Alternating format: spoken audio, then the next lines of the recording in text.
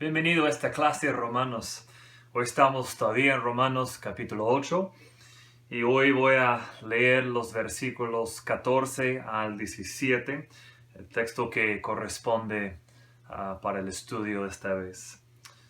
Romanos 8, versículo 14. Porque todos los que son guiados por el Espíritu de Dios, estos son hijos de Dios.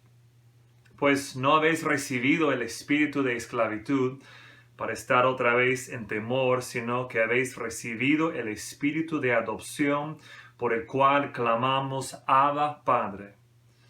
El Espíritu mismo da testimonio a nuestro espíritu de que somos hijos de Dios.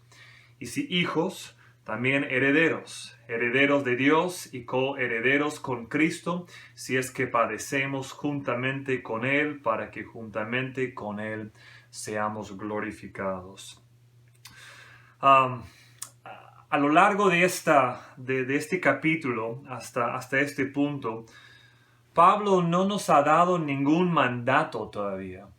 Es decir, él hablando del espíritu y de la carne, de pensar según el espíritu y no la carne. Todavía no está hablando Pablo en términos de ningún mandato, no hay ningún imperativo todavía. Pablo no nos está ordenando, se puede decir, acerca de nuestra responsabilidad de matar la carne, de decir no a las tentaciones de la carne. Es decir, todavía no viene con un mandato todavía. Él nos está dando afirmaciones, hechos, tocantes a la realidad de la nueva vida en el Espíritu. Y esto es muy importante porque nosotros teológicamente entendemos algo que quiero comunicarte. Es un orden que primero los indicativos y luego los imperativos. Primero los indicativos, las afirmaciones, y luego los imperativos, los mandatos. Y importa específicamente en este texto porque Pablo está hablando en términos de afirmaciones, de lo que es, de lo que existe, de cuál es la realidad para el cristiano, para la persona que tiene al Espíritu Santo en su vida, morando en sí. Por ejemplo, quiero hacer un poco de repaso aquí para que tengamos bien el contexto para entender lo que Pablo enseña del versículo 14 hasta el versículo 17. Ahora, en el versículo 5, porque los que son de la carne piensan en las cosas de la carne, pero los que son del Espíritu en las cosas del Espíritu. Pablo simplemente está afirmando que los que viven de acuerdo a la carne piensan en las cosas de la carne. Y aquellos que vivan de acuerdo con el Espíritu piensen en las cosas del Espíritu. No es un mandato todavía.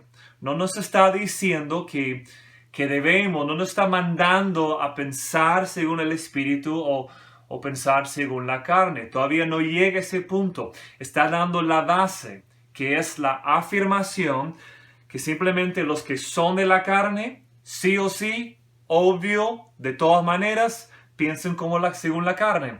Y los que son del Espíritu, sí o sí, obvio, lo más natural, según la nueva naturaleza del Espíritu, la afirmación viene siendo que los que somos del Espíritu vamos a pensar según el Espíritu.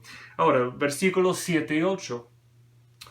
Por cuanto los designios de la carne son enemistad contra Dios, porque no se sujetan a la ley de Dios, ni tampoco pueden. Y los que viven según la carne no pueden agradar a Dios. En estos dos versículos, Pablo deja claro que aquellos cuyas mentes están enfocadas en las cosas de la carne son enemigos de Dios, no pueden agradar a Dios, es imposible para ellos. Simplemente quiero que capten aquí, son afirmaciones, no son mandatos. Está hablando de una realidad. La persona que tiene el Espíritu Santo va a pensar según el Espíritu. La persona que solo vive en la carne, vive de todas maneras como enemigo de Dios, no vive sujeto a la ley de Dios. Es imposible para esa persona agradar a Dios. Entonces, hay cierta lógica ahí, que Pablo no viene dando mandatos, por ejemplo, a una persona que no tiene el Espíritu Santo en su vida a vivir según el Espíritu, porque eso es imposible. Los mandatos vendrán a los que tienen al Espíritu Santo. Pablo está aclarando, hay esta diferencia en la misma naturaleza del ser humano. Para los que solo tienen la naturaleza carnal, lo que tenemos por ser descendientes de Adán, ya es imposible para ellos agradar a Dios. Los que tenemos la nueva naturaleza, esta nueva vida que viene de Dios por estar ya no solo en Adán, sino en Cristo, ya tenemos la posibilidad y mucho más, es decir, mucho más que la posibilidad, tenemos el poder del Espíritu en nosotros para obedecer al Espíritu y vivir según el Espíritu. Ahora, miren los versículos 9 al 11. Mas vosotros no vivís según la carne. Es una afirmación, no es un mandato. No vivís según la carne, sino según el Espíritu, si es que el Espíritu de Dios mora en vosotros. Si tienes el Espíritu Santo morando en ti, sí o sí vivirás en el Espíritu, según el Espíritu. Si alguno no tiene el Espíritu de Cristo, no es de él. Otra vez, marcando lo que es cierto, es una afirmación. O tienes el Espíritu o solo estás en la carne. No es un mandato todavía. Versículo 10. Pero si Cristo está en vosotros, el cuerpo en verdad está muerto a causa del pecado. Todavía habrá esta lucha con la carne. Y lo que es de la carne, creo que está afirmando aquí, no hay nada bueno, simplemente ha muerto. Mas el Espíritu vive a causa de la justicia, versículo 11. Y si el Espíritu de aquel que levantó de los muertos a Jesús mora en vosotros, el que levantó de los muertos a Cristo Jesús vivificará también vuestros cuerpos mortales por su Espíritu. Afirmación. El que levantó de los muertos a Cristo Jesús vivificará también vuestros cuerpos mortales por su Espíritu que mora en vosotros. En estos 3 versículos, Pablo aclara otra serie de hechos, afirmaciones. Si perteneces a Cristo, entonces tienes al Espíritu en ti, y aunque tu cuerpo está muerto espiritualmente a causa del pecado, el Espíritu es vida en ti. Dios te da vida, incluso en este cuerpo mortal en el que tenemos que existir, vivir, y lo hace a través del Espíritu. El Espíritu que mora en el creyente es una fuente segura de vida espiritual en nosotros y podemos estar seguros de ello. Recuerda, Pablo todavía está tratando con el tema de la seguridad para el creyente. Varias veces les he recordado en esta serie de clases que desde el capítulo 5 hasta el capítulo 8, el tema principal que Pablo está aclarando es la seguridad del creyente, que la doctrina de la justificación por fe y no por obras de la ley produce la persona que cree y recibe esa justificación, que es justificado por fe, no por obras. Recibe una nueva vida, es una nueva realidad para el creyente verdadero. Y eso produce una nueva vida en nosotros que en realidad es la vida del Espíritu de Dios en nosotros. El Espíritu viene, mora en nosotros, produce una nueva vida, las cosas viejas ya pasaron, todo ha sido hecho nuevo y vivimos en esa nueva existencia, en esa nueva realidad que es Cristo en nosotros, Cristo en mí. Entonces, en resumen, la persona que nunca se ha convertido a Cristo todavía está en la carne. No tiene el Espíritu de Dios dándole vida a su cuerpo mortal. Todas sus decisiones serán influenciadas por lo que su carne quiere. Mira, la persona no convertida puede ocasionalmente hacer algunas cosas buenas, pero la dirección principal de su vida será hacia lo que a él o a ella le agrada. El factor principal en la vida de la persona no convertida será que quiere vivir de manera autónoma sin la necesidad de someterse a Dios o a su ley. No vivirá pensando principalmente en cómo puede agradar a Dios. Por otro lado, la persona que se ha convertido a Cristo, que ha recibido esta reconciliación con Dios que viene a través de la fe en Cristo por su cruz, tiene al Espíritu de Dios en él, morando en él. Es un hecho, una afirmación de parte de Pablo, y el Espíritu dará vida a nuestros cuerpos mortales. No es un mandato todavía. Pablo está hablando en términos de hechos, afirmaciones. La persona que cree, que confía en que Dios justificará a los que se acercan a Él por fe, recibe una nueva vida, recibe al Espíritu de Dios que viene a morar en sí, y todo cambia. Y aunque tenemos este tesoro en vasos de barro, todo cambia y Dios da vida, vivifica nuestras vidas y comienza a producir poco a poco, pero producir cosas relacionadas a la nueva vida, cosas que vienen del Espíritu de Dios. Entonces, Pablo puede decir en el versículo 12 que no estamos bajo la deuda de vivir de acuerdo con la carne. Y en el versículo 13, Pablo va aún más allá, dice, si vives según la carne, morirás. Esta es otra afirmación. Mira bien el versículo 13. Porque si vivís conforme a la carne, moriréis. Es una afirmación, no es un mandato todavía. No es un mandato a que no vivamos según la carne, es simplemente un hecho. Si vives conforme a la carne, moriréis.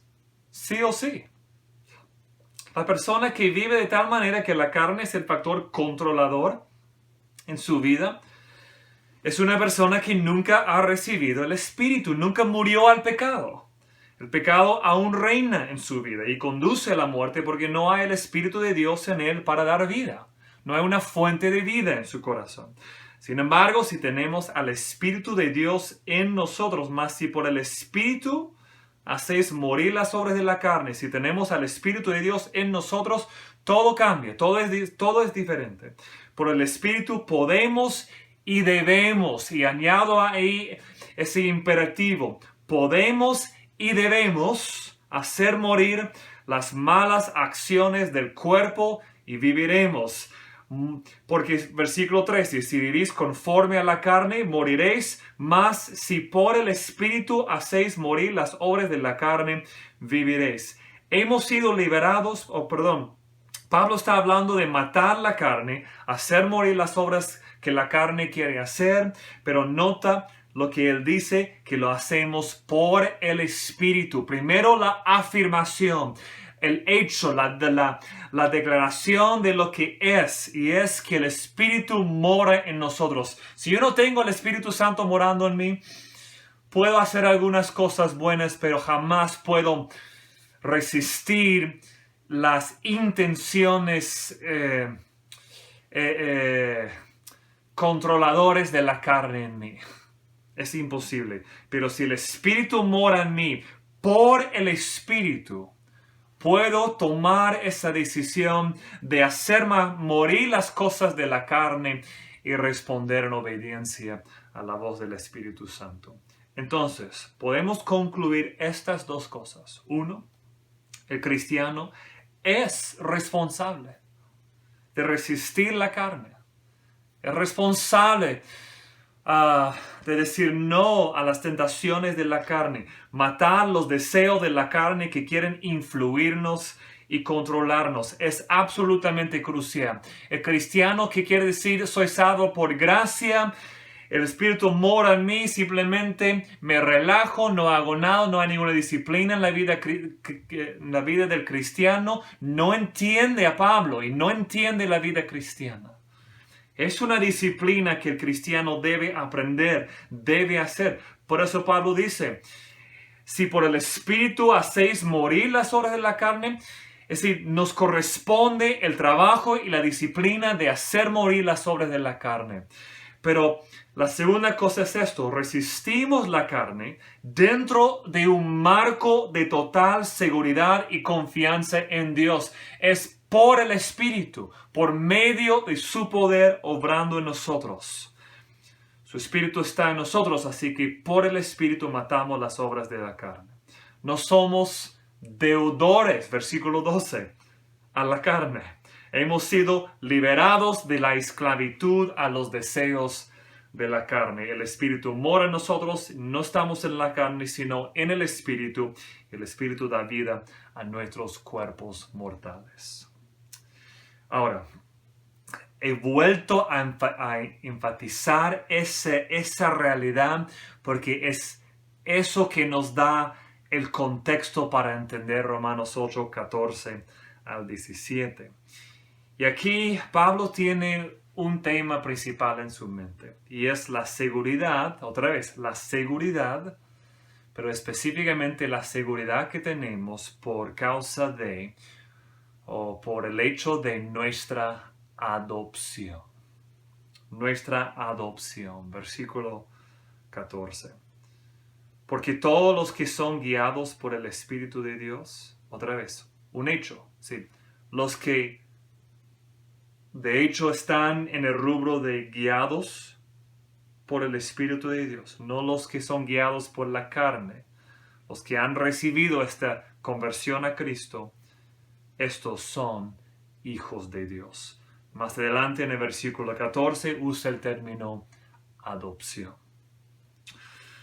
Comenzando aquí en el versículo 14, Pablo ahora tomará el tema de la seguridad nuevamente y él nos dirá algo muy específico acerca de la seguridad que disfrutamos los creyentes y tiene que ver con el hecho de que cuando una persona se convierte a Cristo, en realidad es adoptada por Dios el Padre. Dios el Padre.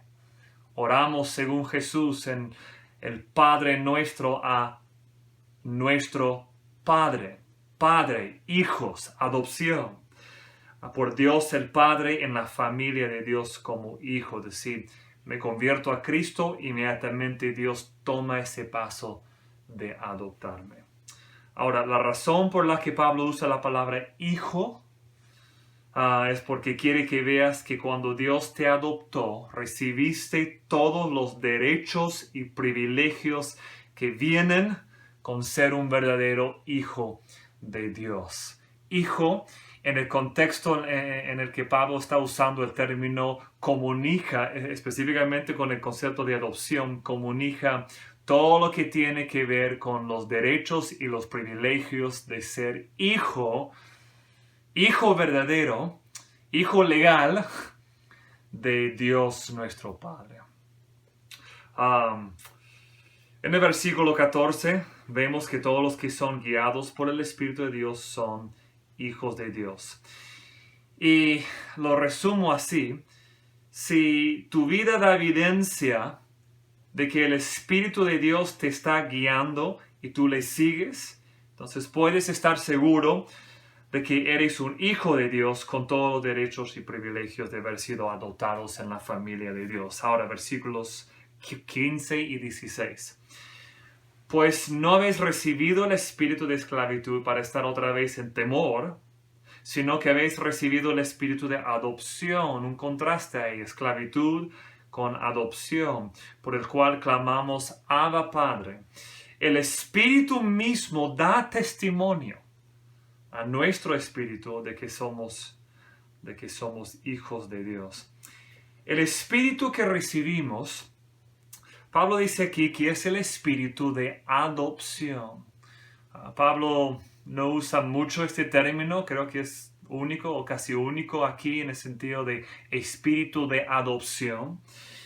Pero aquí lo conectas aquí porque quiere contrastarlo con el espíritu de adopción y el espíritu de esclavitud. Adopción, esclavitud. Adopción es que soy hijo legal, tengo los privilegios y los derechos dentro de la familia como hijo. Esclavitud o ser esclavo en el contexto en el que Pablo está escribiendo aquí es que hubo en una familia, en una casa, en un hogar, padres, quizás abuelos, hijos y también los siervos o esclavos ahí. Y la diferencia en una casa entre el esclavo y el hijo es tremendo. Y aunque, como Pablo dice en Gálatas, quizás por un tiempo el hijo no tiene, por ser niño, todos los derechos y toda la función de los derechos que le corresponden como hijo, sí o sí es hijo, y el esclavo es otro estado, es otra relación que tienen en cuanto a su relación con el padre, en cuanto a la herencia específicamente. La manera en que Pablo lo expresa aquí es muy interesante. El espíritu de adopción y no el espíritu de esclavitud. Ahora, en cuanto al espíritu de adopción, creo que Pablo usa esa expresión para enfatizar la conexión entre la presencia del espíritu en nosotros y nuestra adopción. En otras palabras, si el Espíritu está en ti, puedes estar seguro de que has sido adoptado, porque el Espíritu tiene una función que es como un testigo de la realidad de la adopción en nosotros. Recuerdo hace 20 años, cuando estuve yo en el seminario en Pennsylvania estudiando, que el profesor favorito mío dio esta ilustración de que aquí creo que estaba citando a un teólogo, un comentarista sobre el libro de Romanos, y dijo que en el contexto romano, griego romano, era algo común la adopción de jóvenes mayores, y ya no niños, sino jóvenes solteros, ya quizás hay 20 años, 25 años, quizás mayor aún. En el caso de un hombre de medios que ya no tenía, por distintas razones, X razones, ya no tenía un descendiente, ya no tenía a quién entregar su herencia. Siervos sí, hijos no. Entonces, ¿qué podría hacer? Podría él adoptar a un joven mayor, y en esa adopción, ese joven llegó a ser hijo, específicamente hijo legal, en cuanto a lo que es la herencia. Pablo está hablando aquí con ese término porque era común en ese tiempo tener en ese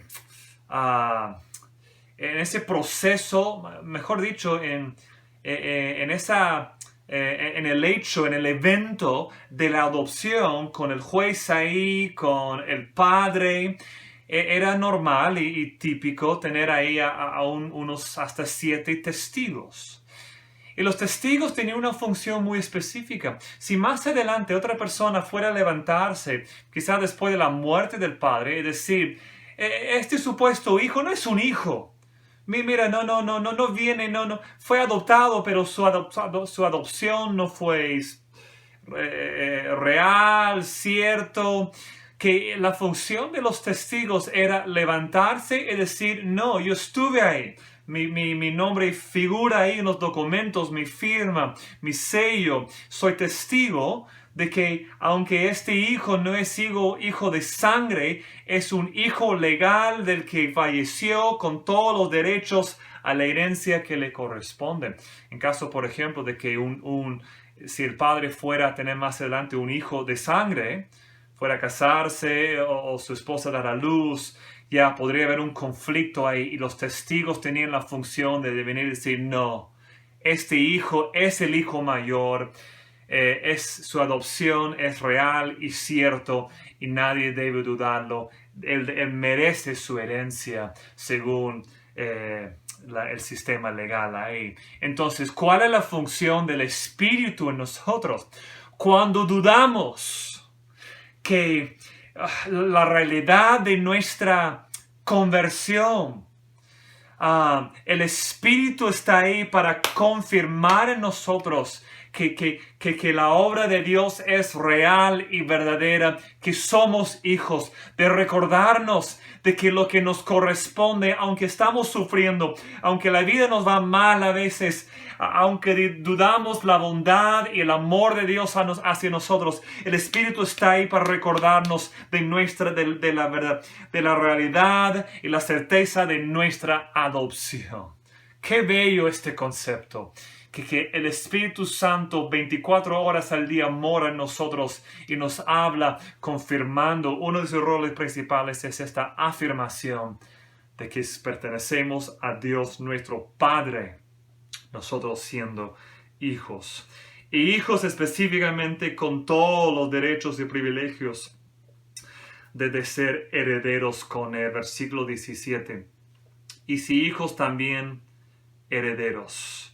Por eso Pablo dice aquí en el versículo 15, pues no habéis recibido el espíritu de esclavitud para estar otra vez en temor.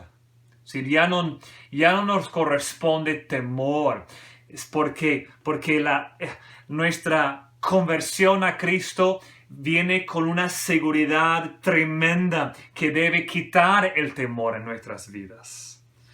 Entonces, herederos con Dios, ya eso quita fuera el temor. Tenemos todos los derechos y privilegios y las riquezas de Dios también son nuestras. Pablo, quizás no aquí específicamente, pero en otras partes, él con algo de frecuencia habla de las riquezas que son nuestras en Dios. Dios que es rico en misericordia, las riquezas que tenemos en Cristo. Y notan aquí, no solo es que somos herederos como hijo de Dios nuestro Padre, sino también él levanta el tema de que en versículo 17 que somos coherederos con Cristo. Cristo nuestro hermano. Él es el Hijo de Dios, el primogénito entre todos nosotros, dice Pablo en Colosenses, nosotros también somos hijos. Él es el Hijo que fue antes de nosotros a la cruz para hacer posible nuestra adopción. Él quiere compartir la herencia con nosotros, quiere compartirla. Y les dirijo a pensar en el cuadro de la parábola del Dios, del hijo pródigo, de los dos hijos perdidos. Y el hijo mayor, Cristo es el hijo mayor verdadero, lo que en la historia del hijo pródigo no vemos ahí en ese hijo mayor. Es decir, en esa historia nos apunta específicamente, entre muchas cosas, pero específicamente a un tema que es que Cristo viene siendo el hijo mayor verdadero. Ese hijo mayor debería haberse regocijado que había vuelto su hijo menor y que podría compartir ya aún más de su herencia con él, pero no es así que respondió, y nos apunta ese contraste a que el Hijo, el unigénito Hijo de Dios Jesucristo, está dispuesto a compartir su herencia con nosotros. Somos coherederos con Cristo. Y ahora quiero llegarles aquí al final, a la última parte, aquí Pablo hablando del hecho de sufrir, porque viene hablando de nuestros derechos y privilegios, el gozo de que Cristo comparte su herencia con nosotros, coherederos con Cristo, y termina aquí esta sección llevándonos a un entendimiento del sufrimiento o padecer, dice, dentro del contexto de nuestra herencia. ¿Cómo lo entendemos? Cuando te toca sufrir, Pablo nos está diciendo que no debemos confundirnos. Nuestra adopción no significa que ya no suframos más. Jesús, el Hijo de Dios, sufrió. Él, el Hijo primogénito, sufrió. El camino a la vida es siempre a través de la muerte y el sufrimiento. Una semilla muere y aparece una nueva vida. Jesús sufrió y murió y recibió su nueva vida. La vida cristiana es una vida de sufrimiento. ¿Por qué? No porque ganamos nuestra vida a través de nuestro sufrimiento, pero participamos en el proceso de sufrimiento porque esa es la forma normal de la vida. Es decir, la vida siempre viene por medio de una muerte. Es así, por medio del sufrimiento. La mujer sufre y da a luz a una nueva vida. Siempre es así. Entonces no debemos sorprendernos que nos toca una participación en el sufrimiento para llegar al pleno gozo de la vida eterna en el cielo. Mira, Pablo en Colosenses puede hablar de que nuestros sufrimientos cumplen los sufrimientos de Cristo, en el sentido de que cuando sufrimos para la extensión del Evangelio, nuestros sufrimientos son en realidad una parte del plan de Dios para llevar el Evangelio a las naciones. Por lo tanto, un creyente no debe estar confundido o abrumado cuando debe sufrir. Todavía somos hijos de Dios. Ser hijo de Dios no significa que no vamos a sufrir. Nada ha cambiado. Nuestra herencia es segura. El Espíritu sigue viviendo en nosotros. Es simplemente un hecho de que Dios ha querido que suframos. Y si se pregunta por qué lo quiere Dios así, Pablo lo explica en la última línea del versículo 17. Leo el versículo 17. Y si hijos, también herederos, herederos de Dios y coherederos con Cristo, si es que padecemos juntamente con Él, para que juntamente con Él seamos glorificados. Lo entendemos así. Nuestro sufrimiento hará que la gloria del cielo será mucho más dulce. El diamante colocado sobre una superficie de tela negra brilla con su brillo más brillante. Es decir, la tela negra, la oscuridad ahí de la tela hace brillar la gloria de la joya ahí. Entonces el sufrimiento que el cristiano sufre aquí hará brillar aún más la gloria del gozo que tenemos con Cristo para la eternidad. La gloria del cielo se verá retrasada tanto por el sufrimiento de Jesús, que hizo posible nuestra eternidad, como por nuestro propio sufrimiento que soportamos con la confianza en el plan soberano y misericordioso de Dios en nuestras vidas. Así que para terminar, 3 cosas. Debemos, 1, agradecerle a Dios por nuestra adopción. Constantemente estar ahí agradeciéndole a Dios. Dios, gracias, porque en tu soberanía, en tu amor, decidiste amarnos, amarme como hijo. Tu Padre, tú el Padre y nosotros hijos. En segundo lugar, debemos trabajar fuerte todos los días para decir no a la carne. Debemos disciplinarnos para decir no a la carne y para obedecer la dirección del Espíritu en nuestras vidas. Es obvio, es correcto y lo hacemos con la confianza de que pertenecemos a Él. El Espíritu mora en nosotros. El poder para resistir la carne está en nosotros, no por nosotros, sino por el Espíritu que mora en nosotros.